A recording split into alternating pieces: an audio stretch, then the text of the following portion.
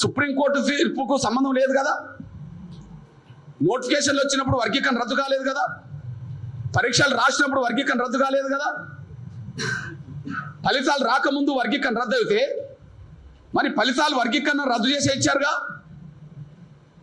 మరి అది ఇప్పుడు ఎందుకు వర్తించదు? ఇప్పుడు నోటిఫికేషన్లు ఇచ్చినప్పుడు వర్గీకరణ లేకపోవచ్చు, పరీక్షలు రాసేటప్పుడు వర్గీకరణ లేకపోవచ్చు, కానీ ఫలితాలు ప్రకటించక ముందే సుప్రీంకోర్టు తీర్పు వర్గీకరణకు అనుకూలంగా వచ్చింది కదా. ఫలితాలు ప్రకటించక ముందే సుప్రీంకోర్టు తీర్పు ఆగస్టు 1నే వచ్చింది కదా. మరి సుప్రీంకోర్టు తీర్పును ఆసరా చేసుకొని గతంలో సుప్రీంకోర్టు తీర్పు వల్లనే గత నోటిఫికేషన్లకు వర్తింపజేయలేకుండా వర్గీకరణ రద్దు చేసినాం కనుక ఇప్పుడు గత నోటిఫికేషన్లు వర్గీకరణ లేకపోయినా ఇప్పుడు సుప్రీంకోర్టు తీర్పు వర్గీకరణకు అనుకూల తీర్పు ఇచ్చింది కాబట్టి దానికి అనుగుణంగా గ్రూప్ 1 పరీక్షల ఫలితాలు కూడా వర్గీకరణకు అనుకూలంగా ప్రకటిస్తామని ఎందుకు నిర్ణయం తీసుకోలే?